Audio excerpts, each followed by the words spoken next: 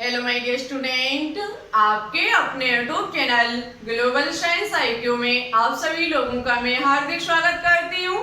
इसी के साथ साथ आप सभी लोगों को गुड इवनिंग। तो जैसा कि आप सभी लोगों ने थंबनेल में देख ही लिया होगा, आज हम आपके लिए ऑर्गेनिक केमिस्ट्री की क्लास लेकर के आई हूँ, जिसमें आज हम आपको types of organic chemistry reaction के बारे में जानकारी देने वाली हूँ।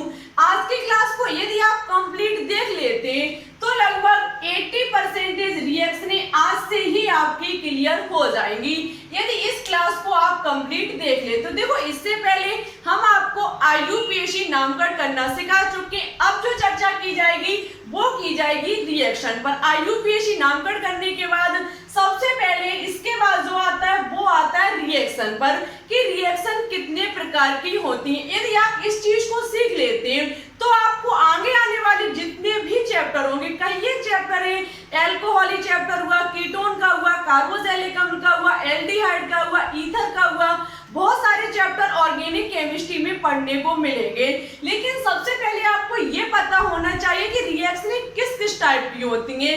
लगभग 80% रिएक्शन के टाइप आज की क्लास में आपको देखने को मिलेंगी। पूरी चर्चा विद एग्जांपल से की जाएगी। आज की क्लास को बिल्कुल भी इसके मत करना, अंत तक देखना, सब कुछ गहराई से पढ़ाया जाएगा।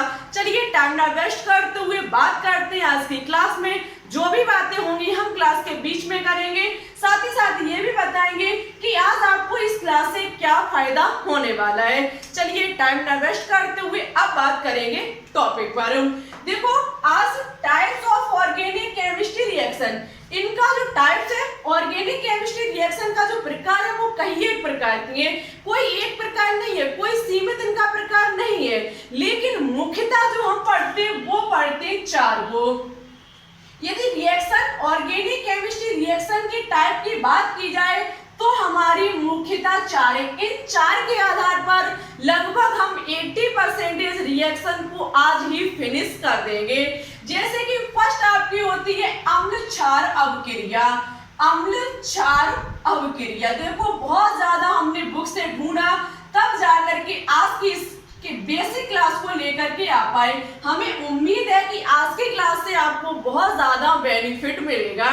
अम्ल क्षार अवक्रिया सेकंड आपकी होती है योगात्मक अवक्रिया।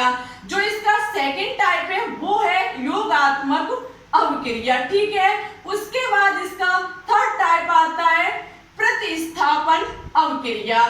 इसका जो थर्ड टाइप है वो आता है प्रतिस्थापन अवक्रिया, ठीक है। जबकि इसका फोर्थवा जो टाइप है वो है विलोपन अवक्रिया, ठीक है। चारों ही टाइप आपके एग्जाम के लिए बहुत ही इंपॉर्टेंट टाइप है। एग्जाम के लिए नहीं तो अन्य आने वाले चैप्टर के लिए ये सभी टाइप आपको बहुत ही ज्यादा हेल्प करने वाले, ठीक है। तो आज की क्लास को बिल्कुल अंत तक देखना। आपके कहने पर ही हमने ऑर्गेनिक केमिस्ट्री को स्टार्ट किया है। बहुत दिन हो गए थे ऑर्गेनिक केमिस्ट्री को रुके हुए, तो अब हम आपको इवनिंग के टाइम पर एक दिन 500 क्वेश्चंस की सीरीज और एक दिन आपकी ये ऑर्गेनिक केमिस्ट्री को चलाया करेंगे, क्योंकि अब आपका एग्जाम ज्यादा दूर नहीं है। तो इतनी चीज आपको समझ में आ चुकी होगी कि ऑर्गेनिक केमिस्ट्री रिएक्शन को चार भागों में बांटा गया है: अम्ल क्षार अवक्रिया, योगात्मक अवक्रिया, प्रतिस्थापन अवक्रिया और विलोपन अवक्रिया।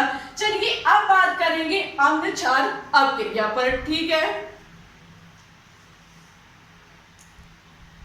चलिए तो अब बात करते हैं अम्ल क्षार अवक्रिया पर।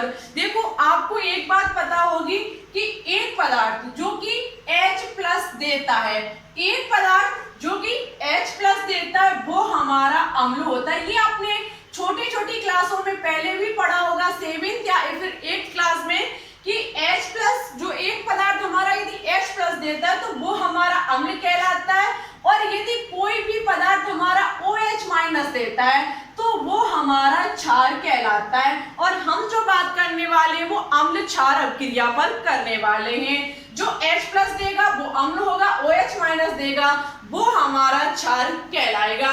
जैसे कि बात की जाए H+ के आधार पर तो हम देख सकते हैं HCl की क्रिया यदि NaOH के साथ कराई जाए, जैसे कि पहले रुकना H+ और OH-, जैसे कि जो H+ अम्ल और किसकी क्रिया, क्षार, क्षार हमारा OH माइनस हो गया, दोनों मिलकर के क्या बना लेंगे, H2O। ठीक है, जैसे कि इसके अन्य एग्जांपल के तौर पर बात की जाए तो हम ले सकते हैं HCl, ये हमारा H प्लस देगा और Cl माइनस देगा। ठीक है, इसकी क्रिया यदि कराई जाएगी NaOH के साथ, जो कि हमारा सोडियम हाइड्रोक्साइड क्षार होता है, HCl हमारा अम्ल होता है, NaOH हमारा क्षार होता है, दोनों आपस में क्रिया करेंगे तो स्टूडेंट ये H जो होगा वो प्लस में टूट जाएगा, Cl जो होगा वो माइनस में टूट जाएगा, Na जो होगा वो प्लस में टूट जाएगा,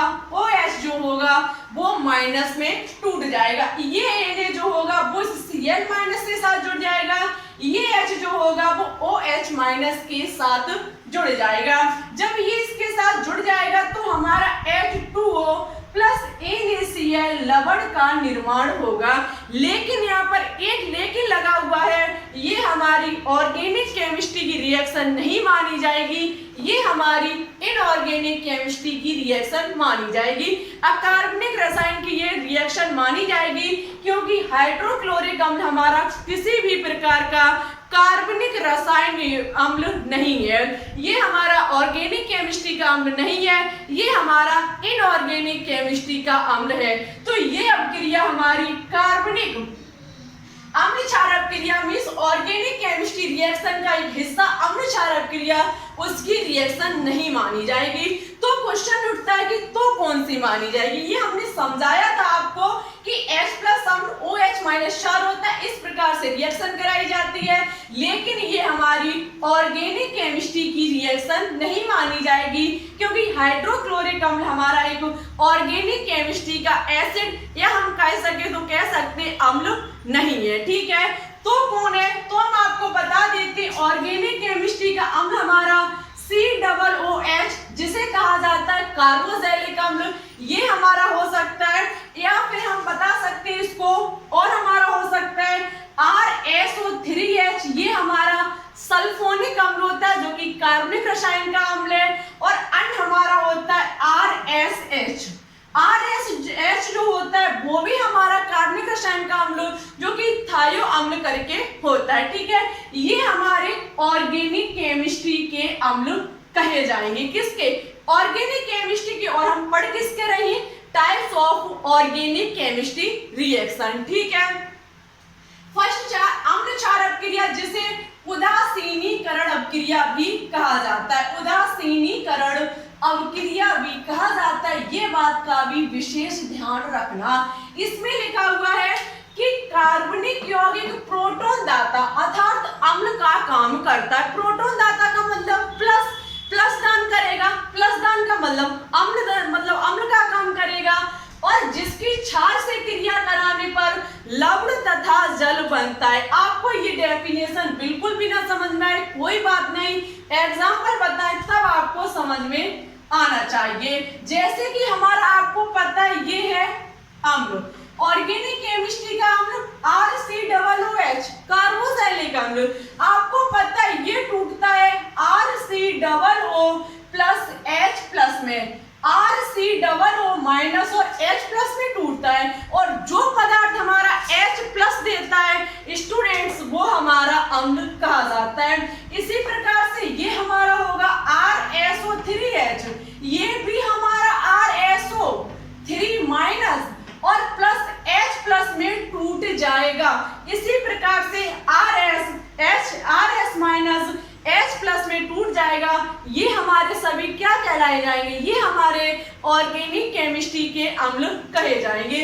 ये ऑर्गेनिक केमिस्ट्री के अम्ल यदि किसी क्षार के साथ रिएक्शन करते हैं, जैसे कि एग्जांपल के तौर पर हम ले लेते हैं HCOOH की जगह, जैसे कि हमारा एसिटिक अम्ल हुआ CH3COOH, ये हमारा एसिटिक अम्ल CH3COO माइनस H प्लस देता है। यदि ये क्रिया कर लेता है NaOH के साथ, NaOH हमारा स्टूडेंट्स हम आपको बता देते हैं फर्स्ट समूह में, वर्ग फर्स्ट में रखे हुए एलिमेंट के हाइड्रोक्साइड बनने वाले यौगिक बहुत ही प्रबल क्षार कहलाते हैं। ठीक है, यहाँ पर हम पोटेशियम हाइड्रोक्साइड भी ले सकते हैं इसके साथ जब इसको गर्म किया जाता है तब हमारा क्या होता है, ये हमारा जो होगा वो माइनस देगा, ये हमारा H प्लस देगा, ये चार हमारा Na प्लस और OH माइनस में टूट जाएगा। इसका OH माइनस इस H के साथ मिल जाएगा, इसका Na माइनस जो होगा वो इसके साथ मिल जाएगा, हमारा CH3COONA सोडियम एसिटिक अम्ल प्लस हमारा जल जो होगा वो बाहर निकल जाएगा। ये सोडियम एसिटिक हमारा लवण होगा, ये हमारा जल होगा। इस प्रकार से अम्ल क्षार के बीच रिएक्शन होती है। हमेशा याद रखना, जहां पर जल निकले किसी लवण का निर्माण हो वो हमारी अम्ल क्षार रिएक्शन कहलाई जाती है। ठीक है, वो हमारी अम्ल क्षार अभिक्रिया होती है। इस प्रकार से हम अम्ल क्षार अभिक्रिया को समझ सकते हैं। और भी हम कई किसके एग्जांपल ले सकते हैं, जैसे कि C6H5OH, ये आपको पता है क्या होता है, ये हमारा फिनॉल होता है जो कि C6H5O माइनस H प्लस देता है। ये हमारा फिनॉल एक प्रकार का अम्ल होता है, इस बात का विशेष ध्यान रखना।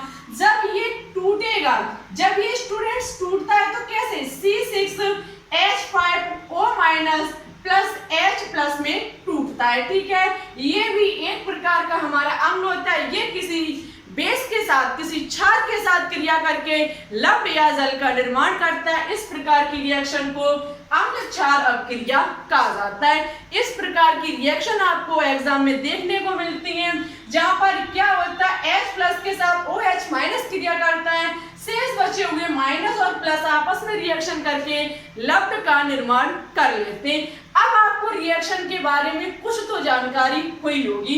अब बात करेंगे सेकेंड टाइप पर, योगात्मक अभिक्रिया पर, जो कि बहुत ही इंपॉर्टेंट एंड शानदार है आपके एग्जाम के लिए। चलिए तो अब बात करते हैं योगात्मक अभिक्रिया पर। यह भी आपके लिए बहुत ही इंपॉर्टेंट क्रिया है।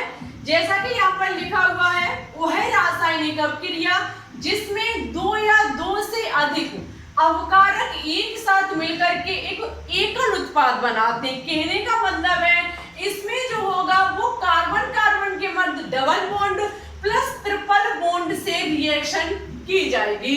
योगात्मक अभिक्रिया में क्या होता है कि कोई दो या दो से अवकारक मिलकर के किसी एक एकल उत्पाद का निर्माण करते। कैसे करते, चलिए एग्जाम्पल के माध्यम से समझते हैं। जैसे कि एग्जाम्पल के तौर पर C single bond H single bond H double bond C single bond H single bond H लगा हुआ है। ठीक है, ये क्रिया करता है HCl के साथ। यहाँ पर हमारे दो अपकारक अणु, एक तो अपकारक अणु हमारा ये रहा और सेकंड अपकारक अणु हमारा ये रहा। ठीक है, ये दोनों जब आपस में क्रिया करेंगे तो स्टूडेंट्स किसी एकल उत्पाद का निर्माण करेंगे। वो भी ये समझ लीजिए कि किसी एक ही उत्पाद का निर्माण होगा। कहने का मतलब है, आपको पता है कार्बन कार्बन किसी कार्बन और हाइड्रोजन के बीच एकल बॉन्ड उपस्थित है तो हम इसे तोड़ नहीं सकते। इसकी जगह इस तत्व को हटा करके हम कोई दूसरा एलिमेंट जोड़ सकते हैं, लेकिन इस एकल बॉन्ड को तोड़ नहीं सकते। ऐसा नहीं है कि हम इसको बिल्कुल हटा दें, ऐसा नहीं है कि हम इस चीज को पूरा हटा दें, सिंगल बॉन्ड शुद्ध हटा दें, ऐसा संभव नहीं है। लेकिन यदि कार्बन कार्बन के मध्य कहीं डबल बॉन्ड उपस्थित है तो हम एक सिंगल बॉन्ड को हटा करके किसी एक एलिमेंट को वहां पर जोड़ सकते हैं। क्यों? क्योंकि डबल बॉन्ड में से सिंगल बॉन्ड हट सकता है, ट्रिपल बॉन्ड से दो बॉन्ड टूट सकते हैं, लेकिन सिंगल बॉन्ड जो होता है वो बहुत ही प्रबल बंध होता है। ठीक है, बहुत ही मजबूत बंध होता है। तो यहाँ पर कार्बन कार्बन के मध्य डबल बॉन्ड है, ये हमने कहा दो अपकारक अणु या फिर दो से अधिक अपकारक अणु आपस में मिलकर के एक उत्पाद का निर्माण करते हैं। अब आपको पता है C single bond H single bond H single bond C double bond से single bond H single bond H, ये जो हाइड्रोजन और कार्बन कार्बन के बीच सिंगल बॉन्ड है, ये कार्बन कार्बन के बीच डबल बॉन्ड में से एक सिंगल बॉन्ड को हमने हटाया। समझने की कोशिश करना, ये सिंगल बॉन्ड एक कार्बन इस कार्बन का, एक कार्बन इस कार्बन का, एक कार्बन का इलेक्ट्रोड ये, दूसरे कार्बन का इलेक्ट्रोड ये, एक एकल बंध का निर्माण होता है। आपको ये जानकारी पहले से होगी। जैसे कोई हमारा भी, इसका एक इलेक्ट्रॉन, इसका एक इलेक्ट्रॉन, दोनों साझेदारी करेंगे तो ये इस प्रकार से आपस में जुड़ जाएंगे। ठीक है, एक कार्बन, एक इलेक्ट्रॉन इसका होगा और दूसरा इलेक्ट्रॉन इसका होगा। ठीक है, दोनों के एक एक इलेक्ट्रॉन मीन्स यहाँ से यदि हम एक सिंगल बॉन्ड को हटा देते हैं तो एक इलेक्ट्रॉन इसका होगा, दूसरा जो बॉन्ड होगा या फिर इलेक्ट्रॉन जो होगा वो इसका होगा। मीन्स हमारा यहाँ पर ऐड हो जाएगा। इसकी जगह क्या होगा, एक की जगह H जुड़ जाएगा, दूसरे की जगह Cl जुड़ जाएगा और हमारे एक एकल उत्पाद का निर्माण हो जाएगा। स्टूडेंट्स, इसी को कहा जाता है योगात्मक अभिक्रिया। एडिशन रिएक्शन कहने का मतलब है जहां पर दो अपकारक अणु या फिर दो से अधिक अपकारक अणु आपस में मिलकर के किसी एकल उत्पाद का निर्माण करते हैं। ऐसे आपने कहीं एक रिएक्शन एग्जाम में देखी होगी, आप कंफ्यूज रहते होंगे। देखो यहाँ से आपका बहुत ही बेसिक तैयार हो रहा है।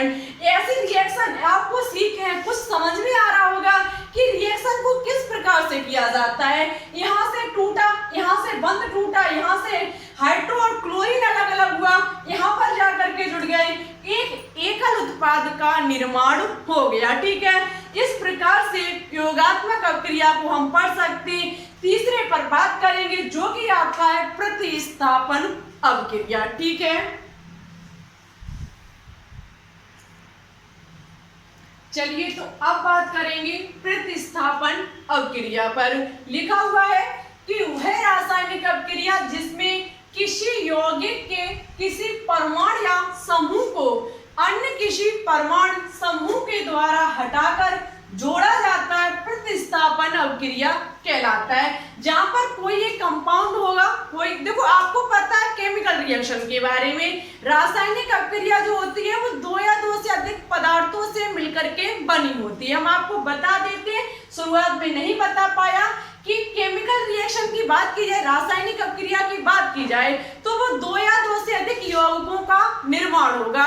जब दो या दो से अधिक यौगिकों को मिला करके कोई नया उत्पाद बनाया जाता है, इसे ही कहा जाता है रासायनिक अभिक्रिया। इस बात को कॉपी में नोट डाउन कर लेना। ठीक है, जबकि वह रासायनिक अभिक्रिया जिसमें किसी यौगिक, जैसे कि कोई यौगिक हमारा ले लेते हैं C सिंगल बॉन्ड H, ये है आपका मेथेन, जिसे हम CH4 भी लिख सकते हैं। क्या लिख सकते हैं, CH4।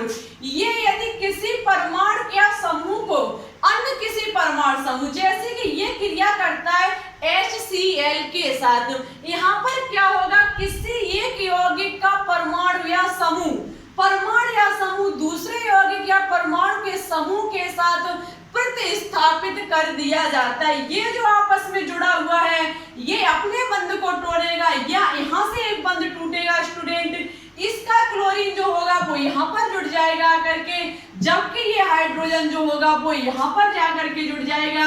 एक यौगिक यहाँ C single bond H single bond, यहाँ पर ये जो हाइड्रोजन लगा हुआ है, हाइड्रोजन परमाणु एक मेथेन में लगा हुआ है, वो यहाँ से हट जाएगा, दूसरे यौगिक में से Cl हट जाएगा, ये Cl यहाँ इसके स्थान पर आ जाएगा, ये हाइड्रोजन जो होगा वो इसके स्थान पर पहुंच जाएगा और एक नए यौगिक का निर्माण हो जाएगा। किसी यौगिक में से किसी परमाणु को हटा करके दूसरे परमाणु को दूसरे यौगिक के परमाणु को हटा करके जोड़ लेना या फिर हटा करके उसका प्रतिस्थापन का मतलब हटाना, प्रतिस्थापन करके उसको जोड़ लेने की क्रिया हमारी प्रतिस्थापन अभिक्रिया कहलाई जाती है। ठीक है, यहाँ पर क्या होगा, एक यौगिक में से परमाणु को हटाया जाएगा, दूसरे यौगिक के परमाणु में से दूसरे यौगिक के परमाणु को लेकर के इससे जोड़ दिया जाएगा, इसके परमाणु को इससे जोड़ दिया जाएगा। ये अभिक्रिया हमारी योगात्मक अभिक्रिया कहलाई जाती है। ठीक है, इस प्रकार से जैसे कि हम अन्य को देख सकते हैं CH3 CH2Cl, ये जब स्टूडेंट्स क्रिया करता है, देखो यहाँ पर ठीक है, यदि यहाँ पर बात की जाए तो जैसे कि यहाँ पर ये क्रिया करता है KOH, यदि यहाँ पर KOH, यहाँ पर देखो KOH के बारे में छोटी सी हम आपको जानकारी दे देते हैं। कहीं कहीं आपने KOH इस प्रकार से लिखा देखा होगा, KOH AQ एक्वस के रूप में लिखा देखा होगा। तो कभी आपने KOH एल्कोहली जिसको आपने देखा होगा ALC के रूप में, ठीक है। इस प्रकार से देखो हम आपको बता देते हैं, यदि KOH एक्वस लिखा हुआ है तो मान लीजिए कि ये हमारा KOH का जलीय विलयन है, और यदि कहीं पर KOH एल्कोहल लिखा हुआ है तो वो हमारा एल्कोहल का विलयन है, ठीक है। पोटेशियम हाइड्रोक्साइड का एल्कोहली विलयन, पोटेशियम हाइड्रोक्साइड का जलीय विलयन, ठीक है। दोनों को हम किसी एक यौगिक के साथ रिएक्शन करवाएं, दोनों का जो परिणाम होगा वो दोनों का अलग अलग निकल के आएगा, ठीक है। इस बात का विशेष ध्यान रखना। यहाँ पर ये KOH जब एक्वस के रूप में यहाँ पर क्रिया करता है, जब ये इससे रिएक्शन करता है तो क्या होता है स्टूडेंट, यहाँ पर क्या होगा कि ये जो OH है वो यहाँ से हट करके कहाँ पर आ जाएगा, यहाँ पर, जबकि ये Cl इस यौगिक में से हट करके कहाँ पहुंच जाएगा, इस K के पास हमारा हो जाएगा CH3 CH2OH प्लस की KCl। यहाँ से हटा यौगिक यहाँ जुड़ गया, यहाँ से हटा यहाँ जुड़ गया, ये अम्ल क्षार की तरह हो जाता है, थोड़ा अम्ल क्षार की तरह हो जाता है, लेकिन यहाँ पर लवण और जल नहीं निकलता है, वहां पर अम्ल क्षार H+ दाता पदार्थ था, एक हमारा OH- दाता पदार्थ था। यहाँ पर ऐसा कुछ भी आपको देखने को नहीं मिलेगा, ठीक है। इस प्रकार से हमारी रिएक्शन बनके तैयार होती है। इसको कहा जाता है प्रतिस्थापन क्रिया, जब दो यौगिकों के परमाणु एक दूसरे के परमाणु के द्वारा प्रतिस्थापित हो जाते, हटा दिए कर जोड़ दिए जाते, ऐसे को प्रतिस्थापित अपक्रिया, प्रतिस्थापन अपक्रिया कहा जाता है। ऐसी परिभाषा आप अपने मन से भी बना सकते हैं, ठीक है। अब बात करेंगे लास्ट पर प्रतिलोपन अपक्रिया।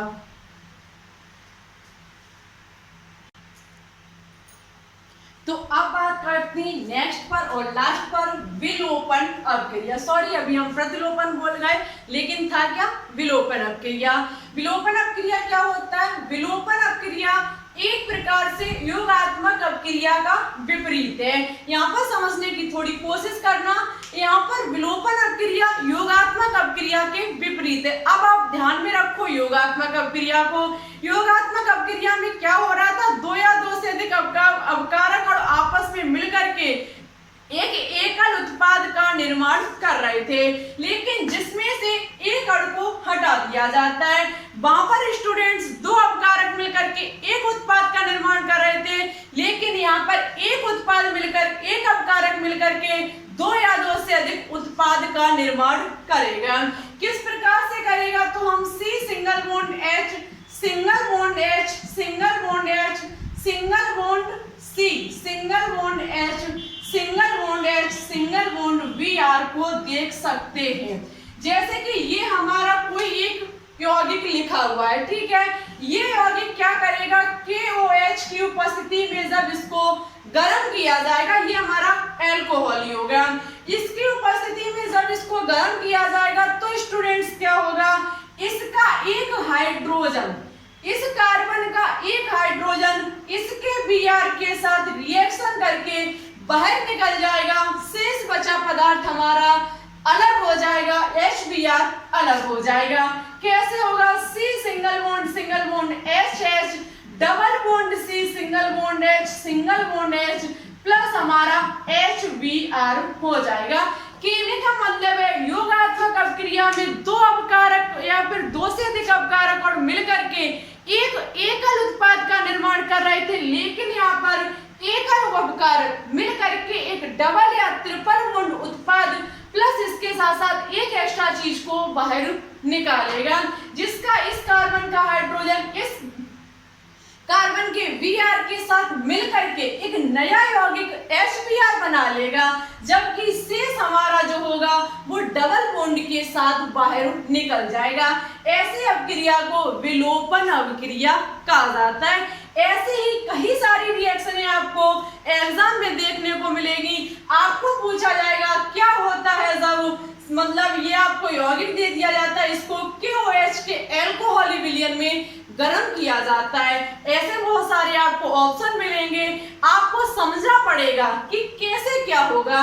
तो आप यदि जानते हो कि अम्ल क्षार अपक्रिया, योगात्मक अपक्रिया और हुई आपकी प्रतिस्थापन अपक्रिया, विलोपन अपक्रिया थोड़ा भी आपके माइंड में होगा तो इस चीज को आप बहुत ही आसान तरीके से कर सकते हैं। ज्यादा तो नहीं, उसमें परसेंटेज खाना यदि आपको भी समझ में आ गया तो रिएक्शन आपकी 100% गलत नहीं जाएगी। आज से आपका 80% ऑर्गेनिक केमिस्ट्री की रिएक्शनें संपन्न हो जाती हैं इसी चीज से। अब आपके लिए होमवर्क के तौर पर ज्यादा कुछ ना कहते हुए बस आपको कमेंट बॉक्स में कमेंट करके बताना होगा कि आपको ऑर्गेनिक केमिस्ट्री की डेली क्लासेस चाहिए या फिर नहीं चाहिए। आज की क्लास पसंद आई या नहीं आई, पसंद आई तो प्लीज इसे दोस्तों के साथ शेयर एंड लाइक करना बिल्कुल भी ना भूलें। इसी प्रकार से ऑर्गेनिक केमिस्ट्री के हम चैप्टर को स्टार्ट करेंगे। ये इसकी आज की बेसिक क्लास थी। Types of organic chemistry reaction बहुत ही बेसिक क्लास है। 80% रिएक्शन यहाँ से आपकी कंप्लीट होती हैं। अब आपको तरीका पता चल गया कि कैसे अपकारक टूटता है, अपकारक से उत्पाद कैसे बनता है। ये चीज आज की क्लास में आपने सीखी होगी। अब आपको बहुत ही अच्छी चीजें आगे देखने को मिलेंगी। समाव्यक्ता वेरी इंपॉर्टेंट, शायद समाव्यक्ता ही हम आपको नेक्स्ट क्लास में पढ़ाएंगे, जो कि इससे बहुत सारे क्वेश्चंस एग्जाम में पूछे जाते हैं। क्लास अच्छी लगे तो लाइक एंड दोस्तों के साथ शेयर करना बिल्कुल भी ना भूलें। चैनल पर न्यू हो तो प्लीज इसे सब्सक्राइब करके बेल आइकन को प्रेस ऑल पर क्लिक कर लें, जिससे हमारी अन्य आने वाली वीडियो के नोटिफिकेशन आपके पास सबसे पहले पहुंच सकें। इसी प्रकार से चैनल को सपोर्ट करते रहिए, अपना प्यार दिखाते रहिए, जिससे कि एक दिन ये चैनल आपका बहुत ही ऊंचाई पर पहुंच जाए। चलिए चलते, ये जरूर बताना आज की क्लास कैसी लगी और ऑर्गेनिक केमिस्ट्री के आगे पार्ट आपको चाहिए या नहीं चाहिए, इसका भी आंसर आज कमेंट बॉक्स में दें। चलिए चलते हैं। Thanks for watching this video. जय हिंद, जय भारत।